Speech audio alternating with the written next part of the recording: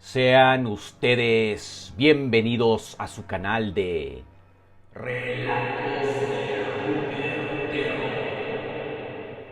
En esta ocasión les voy a hablar de la maldición de Jason Voorhees, la verdad detrás del monstruo de Crystal Lake. A veces el terror no nace en la oscuridad, sino en el agua estancada de un lago maldito. Esta es la historia de Jason Voorhees, o al menos una versión que les queremos compartir de lo que hemos podido reconstruir de toda la franquicia exitosa que es Friday the 13 o Viernes 13, así como diferentes versiones que hay de este monstruo tan conocido y tan afamado de las series slasher o de terror. En Crystal Lake nada es seguro y todo está envuelto por un velo de sangre, muerte y silencio. Jason Voorhees, un nombre que evoca sangre, silencio y una presencia imposible de matar. Pero, ¿quién fue en realidad? ¿Un niño ahogado? ¿Un espíritu vengativo? ¿Una alucinación? ¿O una maldición nacida del lago Crystal Lake? En este video trataremos de desenterrar la verdad al respecto, desde la primera víctima hasta su regreso como un muerto viviente prácticamente indestructible. Pero lo que queremos preguntar realmente es ¿por qué sigue regresando? ¿Qué secretos esconde el campamento más maldito del cine? Prepárate pues para revivir la historia o algo de los fragmentos que tenemos de Jason Voorhees como nunca antes te la habían contado.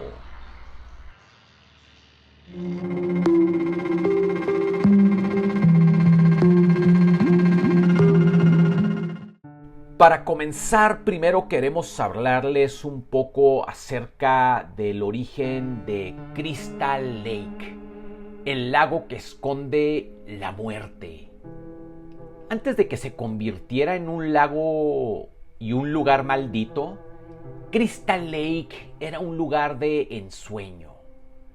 Un tranquilo rincón en medio del bosque, aparentemente en el estado de Nueva Jersey, específicamente en el condado de Cunningham. Agua limpia, aire puro y la promesa de veranos felices. A mediados del siglo XX, una pareja de empresarios abrió allí un proyecto ambicioso que se conoció como Camp Crystal Lake, pensado como un campamento para niños, adolescentes, con cabañas, fogatas, juegos al aire libre y canoas para remar sobre el lago. Un lugar de esparcimiento, recreación y hacer amistades. Era un lugar donde las familias de clase media podían enviar a sus hijos para que aprendieran a convivir con la naturaleza, como ya mencionamos, hacer amigos y también coleccionar recuerdos. Pero Crystal Lake no se convirtió en el paraíso que prometía. Todo cambió el día en que Jason Voorhees aparentemente se ahogó. Capítulo primero. El primer crimen no fue de Jason. ¿O sí? Todo comenzó en el verano de 1957. Un niño llamado Jason Voorhees desapareció entre las aguas del lago Crystal Lake. Los registros dicen que se ahogó. También se señala que era, pues, un niño deforme con retraso mental y que esto ocasionaba que los demás niños de los campamentos se burlaran de él. Pero esa es solo una versión de la historia. ¿Quién era Jason? Otras versiones indican que Jason Voorhees era hijo único. No tenía padre al parecer.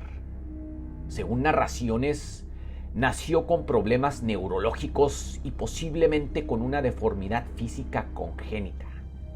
Su madre, Pamela Voorhees, trabajaba como cocinera en el campamento Crystal Lake.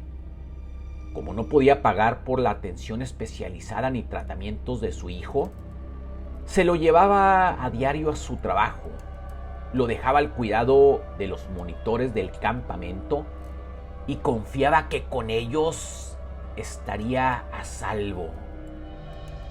Pero una tarde, mientras los adolescentes y monitores del campamento, quienes en específico estaban encargados a su cuidado, estaban distraídos teniendo relaciones sexuales y consumiendo drogas, el pequeño Jason cayó al lago, nadie lo ayudó y al parecer se ahogó. Como ya te mencioné, los registros policiales hablaban de un ahogamiento. Hay quienes aseguran que Jason era simplemente un niño tímido, quizás con un leve retraso mental, pero no deformado. Otros afirman que su aspecto monstruoso se debía no al nacimiento, sino a los estragos de haber permanecido demasiado tiempo sumergido en el agua. Que fue el agua, la podredumbre y tal vez algo más oscuro lo que lo transformó en lo que luego lo convertiría en una leyenda. Lo único que sabemos con certeza es que su cuerpo nunca apareció. Un año después, los consejeros o monitores campistas que lo habían descuidado fueron asesinados. Fue entonces que el campamento cerró bajo un gran escándalo. Los dueños e inversionistas del lugar, confiados de que ya todos habían olvidado los lamentables sucesos, en el año de 1980 decidieron reabrir este campamento del lago Crystal Lake, pero solo lo hicieron para desatar una nueva masacre. Una misteriosa figura comenzó a matar a todos los campistas uno por uno. Un asesino no visto que se escondía con sigilo tras los árboles, bajo las sombras. Sin embargo, hubo una sobreviviente a esa masacre, Alice Hardy, quien descubrió la verdad.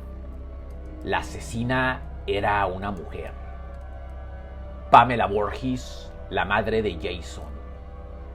Consumida por la culpa, la locura y la sed de venganza, Pamela Voorhees creía que su hijo aún le hablaba desde el agua. No le hablaba con palabras cariñosas, sino con órdenes implícitas. Kill her, mommy, kill her. Mátalos, mami, mátalos. Kill her, mommy. Kill her. Don't let her live. Ahí encontraba justificación para sus horrendos actos de venganza. Pamela creía que estaba vengando a su hijo por el descuido de estos monitores campistas que decidieron tener relaciones sexuales a cuidar a su hijo. Sin embargo, Alice Hardy, que para ese momento era una de las coordinadoras del campamento, en un acto desesperado, huyendo ya como la última víctima de Pamela Voorhees, en un acto desesperado, tomó un machete y la decapitó.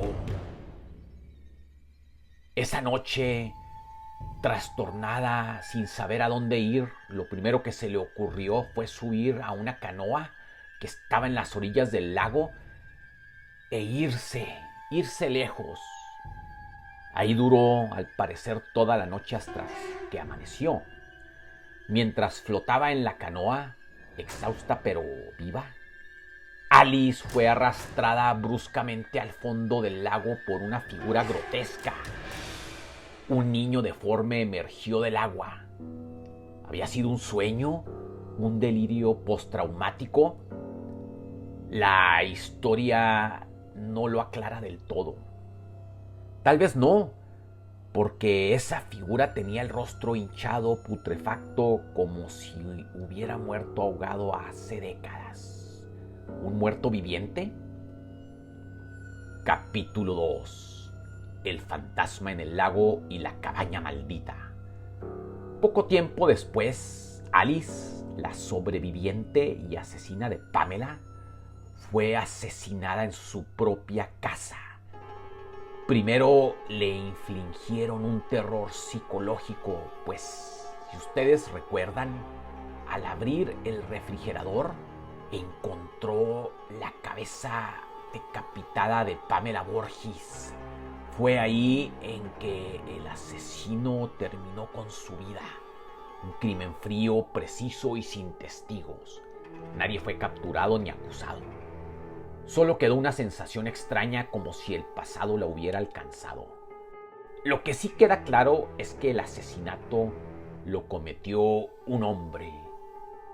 La historia macabra continúa en el campamento de Crystal Lake. En esta parte de la historia descubrimos que Jason estaba vivo, que había sobrevivido, que había visto cómo decapitaban a su madre. Había en ese momento decidido que su venganza sería eterna. También supimos que se ocultaba en el bosque en una choza terrorífica y había comenzado a matar. De nuevo se desató una serie de asesinatos de aquellos que, desafiando a las advertencias de muerte, decidían seguir asistiendo al campamento Crystal Lake. Pero aquí podemos decir que lo perturbador no fueron en sí los asesinatos, sino lo que se encontró en lo profundo del bosque. Una vieja cabaña oculta entre la maleza, cubierta de humedad y silencio. Y en su interior, un altar maldito, hecho con ramas, velas o huesos. Y en el centro, la cabeza momificada y decapitada de Pamela Voorhees. Frente a ella, varios objetos personales, su suéter, su machete y alrededor los cuerpos de algunas víctimas recientes. Se cree que Jason, cada vez que mataba, llevaba a sus víctimas a ese lugar como ofrenda, como si no matara por rabia sino por devoción. Como si cada asesinato fuera un ritual para mantener viva a su madre o a su alma anclada al lago. En un giro aterrador, una de las sobrevivientes, Ginny Field, usó ese mismo altar para engañar a Jason. Decidió, como último recurso, ponerse el suéter de Pamela Voorhees para imitarla. Se hizo pasar momentáneamente como si fuera su madre, porque ella conocía parte de la historia que ya se contaba de los trágicos sucesos. Y de esa forma logró confundirlo. Por unos segundos el monstruo se volvió niño, vulnerable, incluso tembloroso. Solo así pudieron herirlo. ¿Era esa cabaña un simple santuario de mente o contenía en realidad alguna clase de poder oculto que ataba el alma de Jason a este mundo? Nadie ha podido responderlo. Pero lo cierto es que ese altar no solo era símbolo de locura, sino de invocación. Es aquí en donde el destino de la sobreviviente Ginny Field resulta confuso, pues cuando en apariencia logra detener a Jason, ya cuando pensaba que todo había terminado, resulta que Jason aparece en la ventana y se le echa encima de manera violenta. Sin embargo, después vemos que ella es trasladada en una camilla. Jason la dejó vivir como una especie de testigo para advertir a los demás de que jamás volvieran.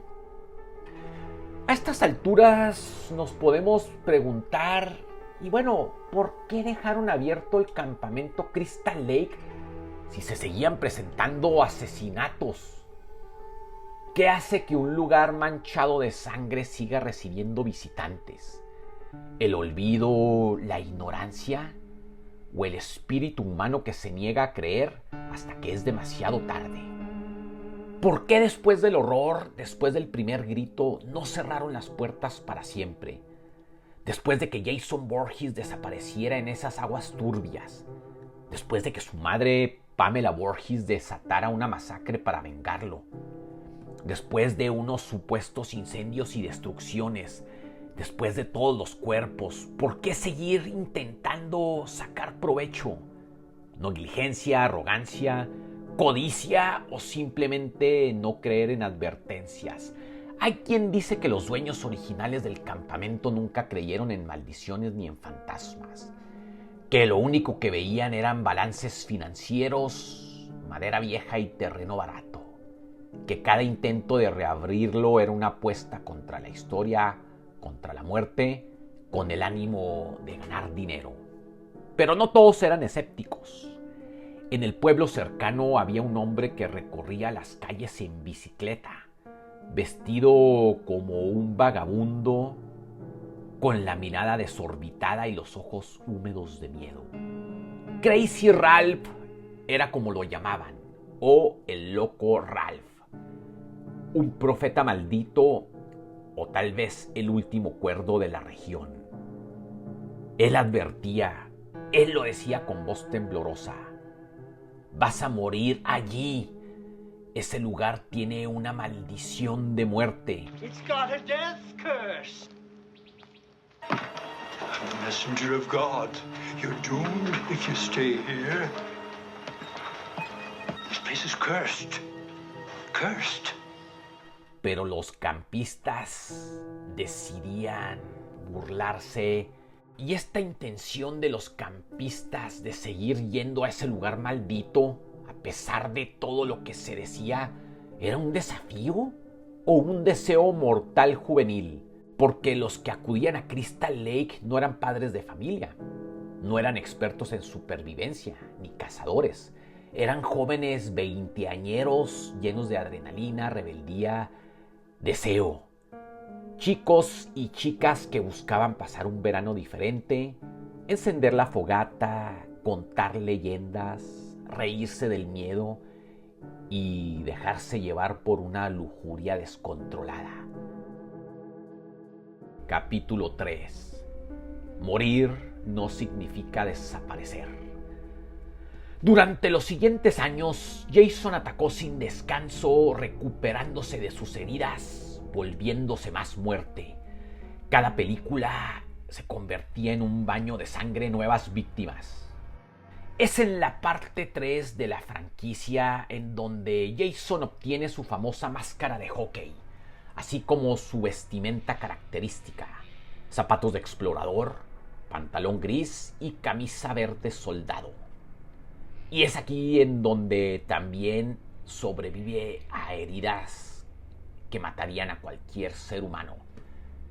Es aquí al final de este capítulo en donde nos encontramos con una persecución frenética hacia la chica que logra sobrevivir, Chris Higgins, que debemos de señalar que ella ya había tenido previamente un encuentro con Jason ahí mismo en Crystal Lake, en sus inmediaciones, pero de una manera también misteriosa que nunca se logra aclarar, la deja viva. Ella, que también era monitor campista, al regresar del pueblo a donde había ido a comprar algunas cosas, se encuentra con la masacre.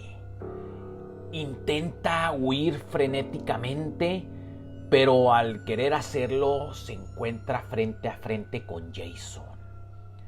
Ella intenta todo tipo de cosas para sobrevivir, entre ellas lo pretende ahorcar, pero fracasa.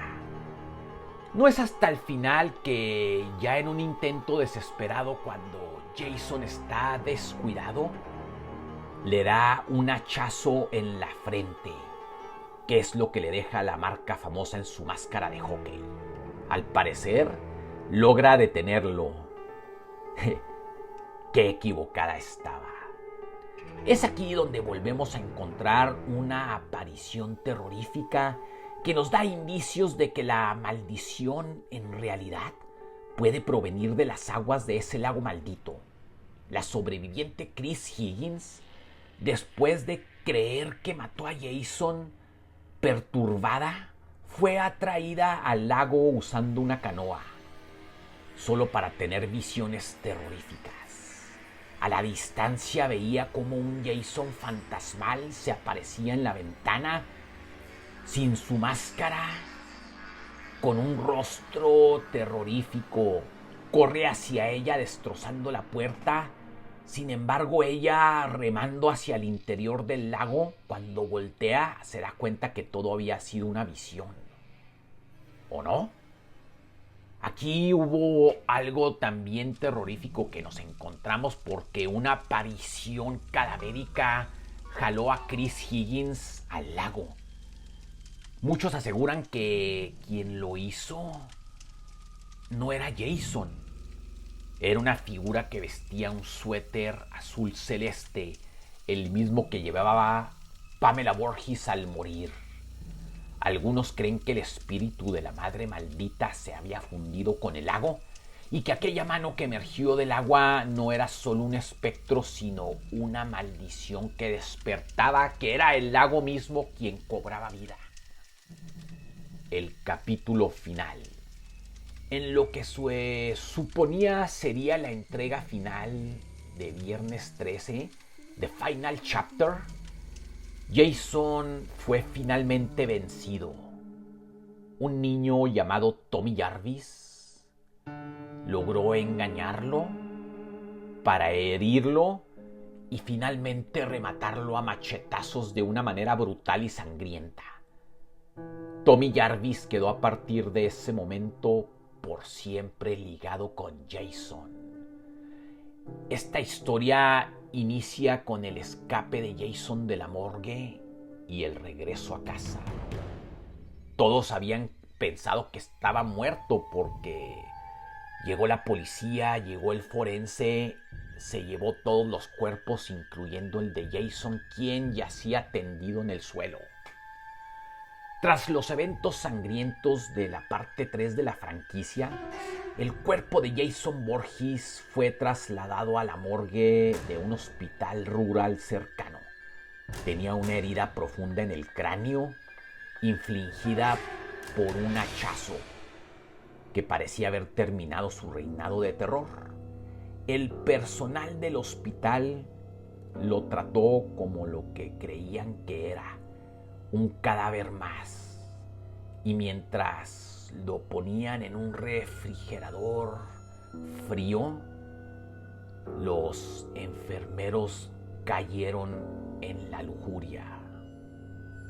Pero Jason no estaba listo para descansar. Aquella noche, cuando la tormenta cubrió el cielo y las luces comenzaron a parpadear, despertó. Nadie sabe cómo. Tal vez el dolor, el odio o el llamado del lago. Se levantó de su camilla como si la muerte no lo tocara.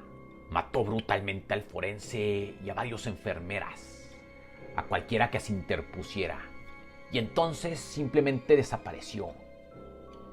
¿Qué lo atrajo de regreso? Porque no tomó un auto, obviamente, no pidió ayuda, no razonó, solo regresó al lago Crystal Lake. ¿Era instinto, memoria o fue el propio lago quien lo llamó? Sea como sea, Jason volvió a casa, con sangre en las manos, con la herida abierta aún palpitando y con un solo propósito: seguir matando. Nuevos campistas, misma condena. Ese verano, un grupo de jóvenes se instaló en una cabaña cercana al lago. No eran exactamente campistas, eran veinteañeros, amigos, aventureros, buscando fiesta, libertad, sexo, alcohol y todo lo que Jason odiaba.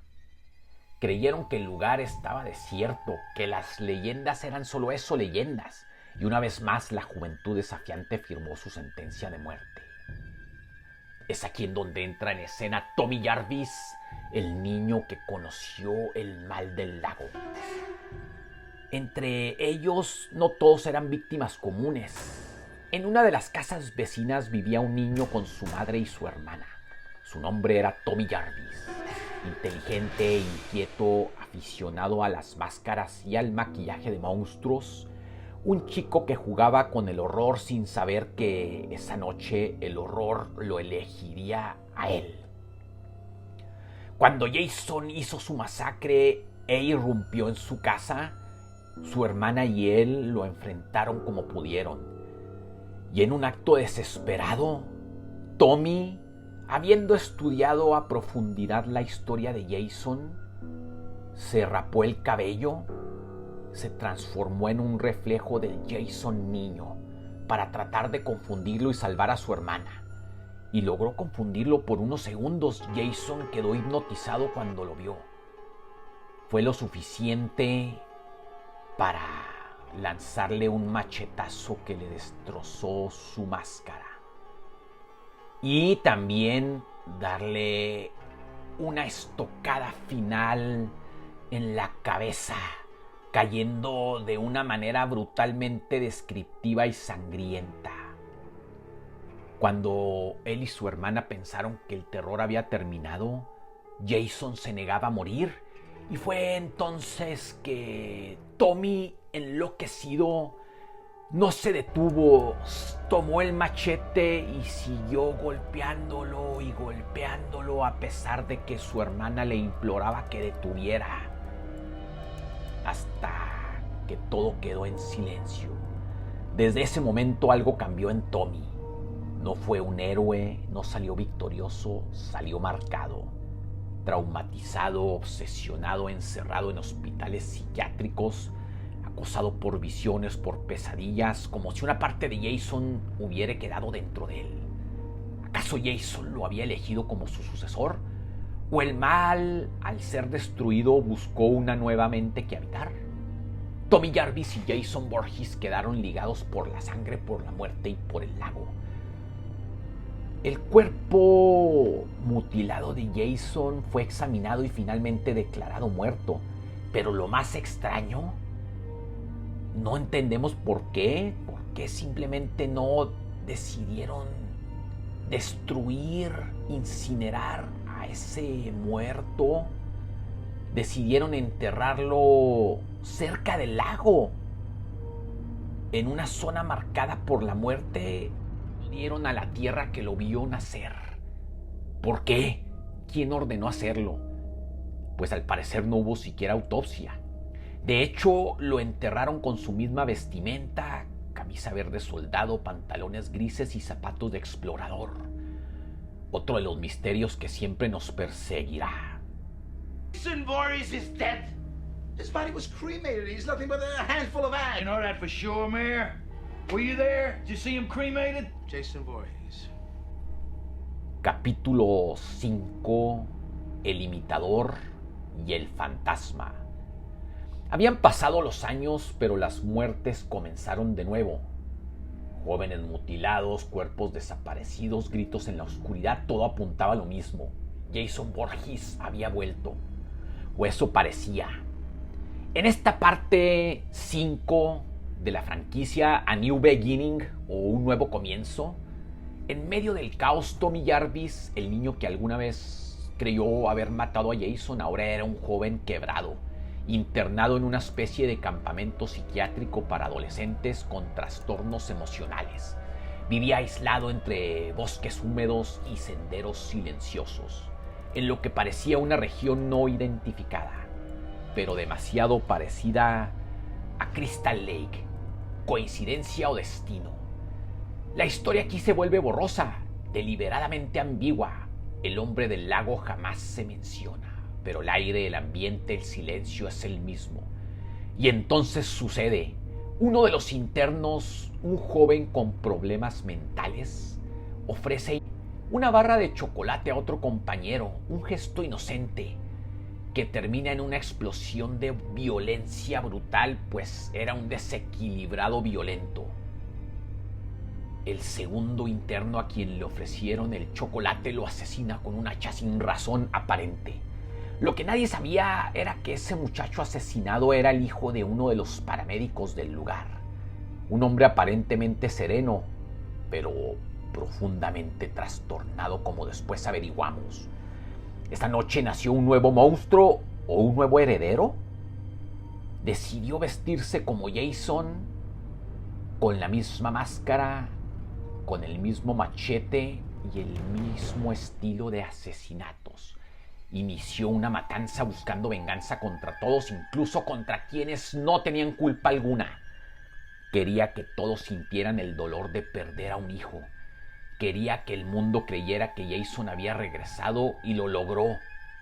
¿O fue acaso el lago quien hizo todo esto? Es aquí en donde también Tommy Jarvis tiene visiones terroríficas. Él luchaba contra sus propios demonios, pero Jason lo perseguía.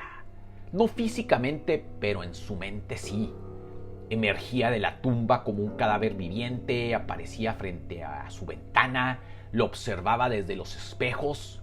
Su presencia era tan real que podía sentir su respiración, escuchar el machete arrastrándose por el suelo. ¿Era solo trauma o algo más? ¿Era el verdadero Jason susurrando desde el más allá, reclamando lo que era suyo? El imitador y esta herencia maldita.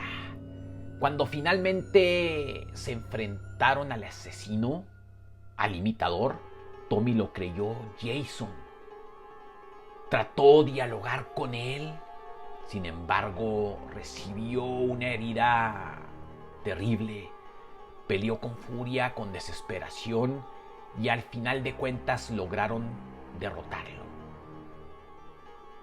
Cayó este imitador de manera violenta desde un segundo piso de un granero y su destino fue terrible. Tommy Jarvis no sintió alivio sino confusión, porque cuando la máscara cayó y vio el rostro, no era otro más que el paramédico que vengaba la muerte de su hijo. Su mundo se desmoronó. El monstruo no era Jason, pero el daño ya estaba hecho. En la escena final es donde vemos a Tommy en su habitación del hospital con los ojos vacíos, sin palabras, y entonces ocurre lo impensable, se pone la máscara del imitador.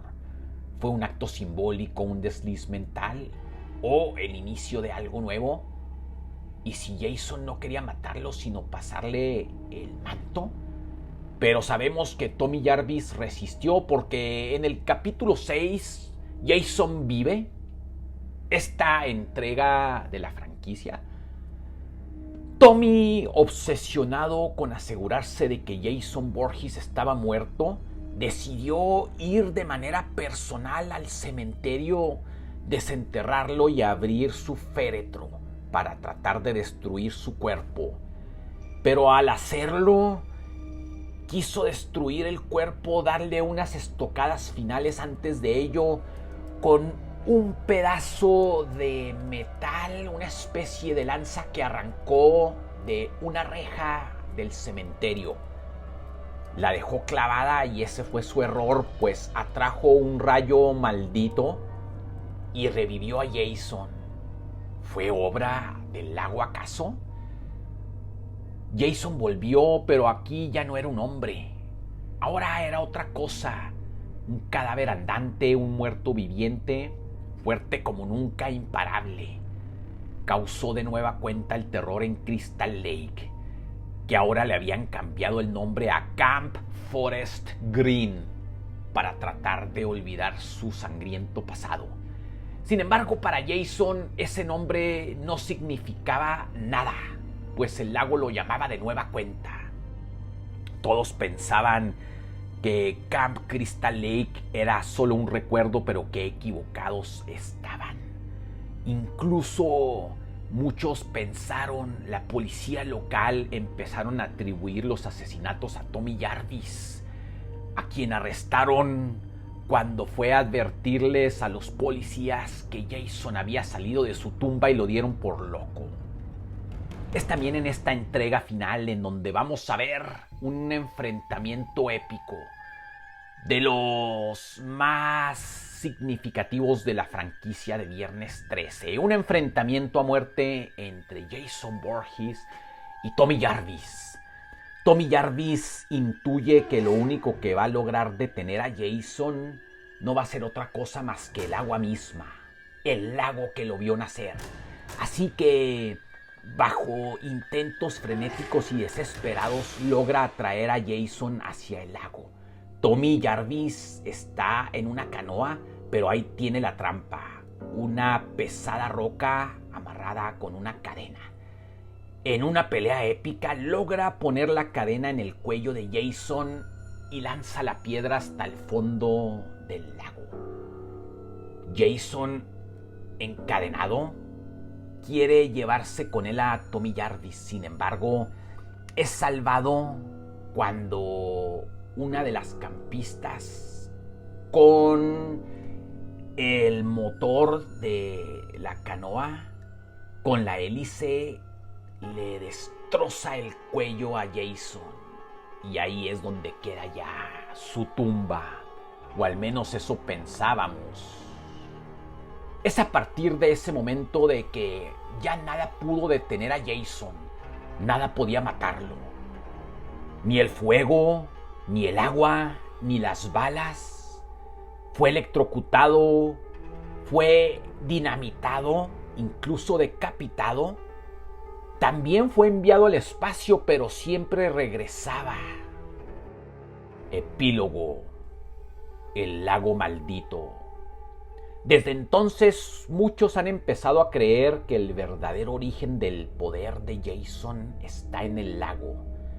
Crystal Lake parece tener una energía oscura ancestral, una especie de vórtice que impide morir a quienes han sido reclamados por su fondo. Como si el agua no solo ahogara, sino también resucitara y rejuveneciera. Jason no solo mata, regresa, siempre más fuerte, más silencioso, más monstruoso. ¿Y si Jason nunca se fue? Durante décadas, Crystal Lake ha sido escenario de muertes sin explicación. Nadie puede estar seguro de lo que sucede en esas aguas oscuras. ¿Fue Jason real? ¿Una víctima convertida en verdugo? ¿Un mito convertido en carne por la furia de una madre y la energía maldita de un lago? ¿O fue algo más? Porque una cosa es segura: cada vez que alguien intenta reabrir Crystal Lake, alguien muere. Y en la superficie del agua siempre hay una sombra silenciosa esperando.